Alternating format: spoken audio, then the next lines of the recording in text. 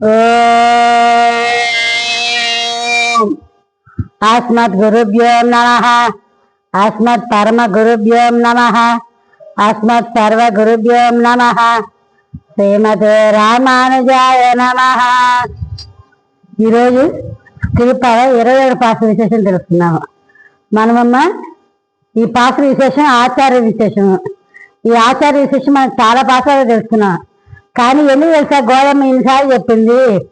ఏ మంచి విషయమైనా ఒకసారి చెప్తే ఎక్కవమ్మా, 4 సార్లు కానీ 10 సార్లు చెప్తే ఒకసారి అని దాన్ని తెలుసుకొని ఆచార్యుల పాత్ర ద్వారా స్వామి సారుతారనే ఉద్దేశంతో గోడమ్మ అన్నిసారి ఈ విషయాన్ని మర్ర తెలియజేస్తున్నారు అనమాట. ఈ దీంట్లో పశు సంపద గురించి చాలా విశేషంగా చెప్తారు. మన గోగులు చెప్పక్కర్లేదు. రేపల్లిలో పశు సంపదకి కొరవే లేదు. ఎంతంటే లక్షలు ఉన్నాయి మన గోవులు.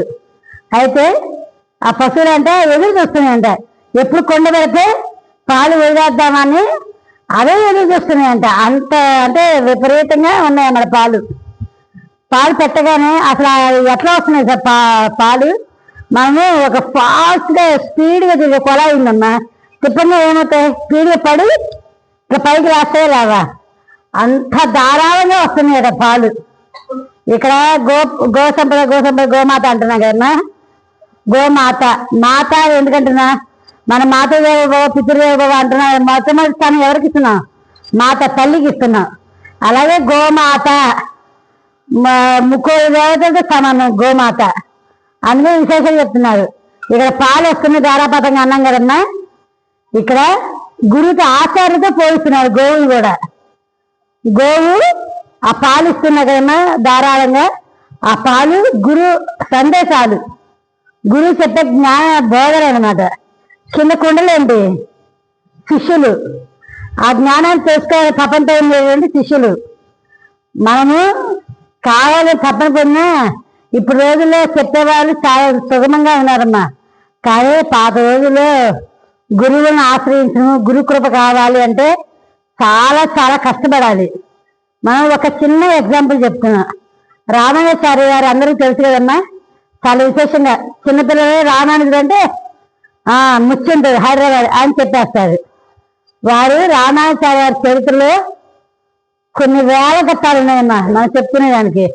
ఆయన గురించి చెప్పుకోండి ఎన్ని రోజులు సరిపోదు. ఒక చిన్న ఎగ్జాంపుల్ చెప్తున్నాం. గురుకృప ఎలా కలిగింది అనేది. శ్రీరంగంలో రామానుజుల గారు ఉన్నప్పుడు తిరుక్కోష్టి నంది అని ఒక గురువు గారు ఉండేవారమ్మా. వారి వద్ద ఉపదేశం పొందమని చెప్తారు. మనం ఎంత తిరుమంత్రార్థం సమాచారం అయినా తిరుమంత్రార్థం తెలుసుకుంటేనే వాటి విశేషం అనేది మనం ఆచరించగలుగుతాము. అలాగే తిరుక్కోష్టి నంది దగ్గరికి వెళ్ళమని చెప్పారు. మీరేం చెప్పారు? శ్రీరంగం నుంచి తిరుక్కోష్టి 100 కిలోమీటర్ల పైనే ఉంటుందమ్మా. ఇప్పుడంటే బండ్లు ఉన్నాయి, కార్లు ఉన్నాయి, బస్సులు ఉన్నాయి, ఎలాగో నిమిషాలు వెళ్ళిపోతాం. కానీ అప్పట్లో అన్ని మనం నడిచే పోవాలి. అలాగే ఆ తిరుమంత్రార్థం కోసం అక్కడి నుంచి నడుచుకుంటే వెళ్ళారంట తిరుక్కోష్టికి. వెళ్తే స్వామి చెప్పారు రేపు ఇంకోసారి రమ్మని చెప్పారు. అలాగే మళ్ళీ వెళ్ళారు. మళ్ళీ అలాగే 17 సార్లు వెళ్ళారమ్మా. 17 సార్లు వెళ్ళినా కూడా గురుకృప లభించలేదు. 18వ సారి అలాగే మన తిరుమంత్రార్థం చెప్తారని చెప్పారట. మరి ఇన్నిసార్లు వస్తున్నప్పటికీ మన పక్కింటికి ఎవరైనా 1 సారి 2 సార్లు వస్తే ఏంది ఎవరు ఇన్నిసార్లు వస్తున్నారు ఏందని మనం అడుగుతాం కదమ్మా. అలాగే రామానుజు వాళ్ళు అన్నిసార్లు వస్తారు. చుట్టుపక్కల వాళ్ళందరూ మీరు ఎందుకు వస్తున్నారు స్వామి ఇన్నిసార్లు అని అడుగుతారట. అడిగితే తిరుమంత్రార్థం చెప్తా అన్నారు స్వామి. అంటే మీరు ఎంత కష్టపడి ఇన్నిసార్లు వస్తారు, మీ మీదే కృప కలగలేదు. మేము జాతి తక్కువ వాళ్ళము, చిన్న వాళ్ళము, కులం తక్కువ వాళ్ళము. మరి మమ్మల్ని కృప చేయాలంటే మరి మాకు తెలియాలంటే అప్పుడు ఏమన్నారు, నాకు స్వామి తిరుమంత్రార్థం చెప్తే మీకు అందరికీ తెలియజేస్తారని చెప్పారంటమ్మా. 18వ సారి వెళ్ళారు. వెళ్ళాక తిరుమంత్రార్థం చెప్పారు. అప్పుడు ఏం చెప్పారంటే స్వామి తిరుక్కొస్తున్నాము, తిరుమంత్రార్థము చాలా విశేషము, బయట చెప్పకూడదు, దేవరహస్యము అని చెప్పారట. ఒకవేళ చెప్తే నేను నరకానికి వెళ్తావని చెప్పారంటమ్మా. అలాగే స్వామి అని చెప్పి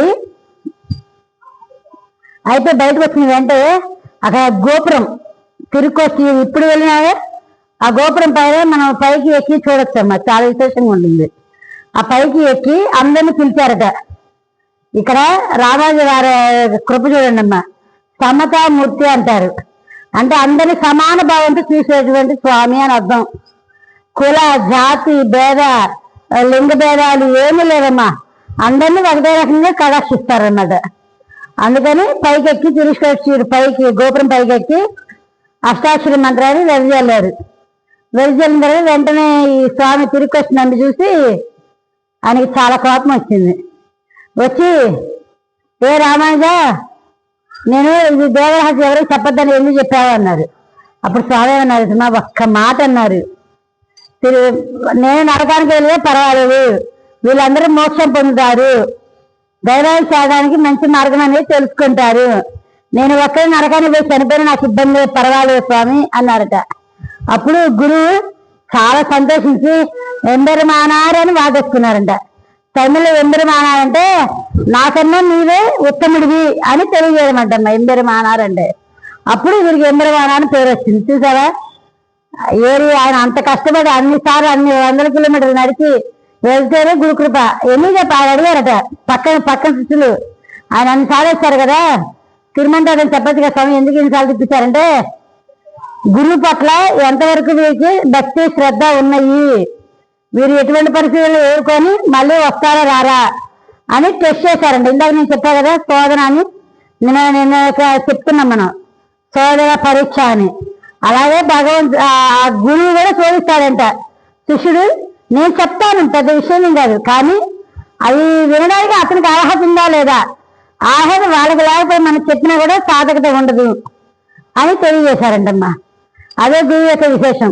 అప్పుడు రోజు అంత కష్టపడేవాళ్ళు. ఇప్పుడు ఏదైనా కాలక్షేపాలు చెప్తున్నారు ఎక్కడే అంటే ఒకరోజు వెళ్తాం, 2వ రోజు అబ్బా నేను విన్నాగా చాలే. మనం ఇక్కడ మన గురువే మన దగ్గర వచ్చి చెప్పిన వినా కూడా మన విశేషం చెప్పినా వినేవాళ్ళు లేరమ్మా ఇప్పుడు రోజులు.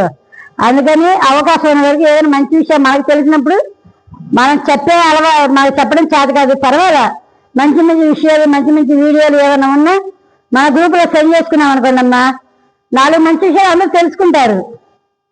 అందరూ దాన్ని ఆచరించి ఆచారాలకి ఆచార పట్ల ఉండి సమాచార చక్రాంతాలు కూడా అయ్యి స్వామివారికి మోక్షానికి మార్గం చూసుకోవాల్సిందిగా కోరుతాము. ఆండాళ్ తిరువిడుగలే పెరనన్, ఆళ్వార్ తిరువిడుగలే పెరనన్.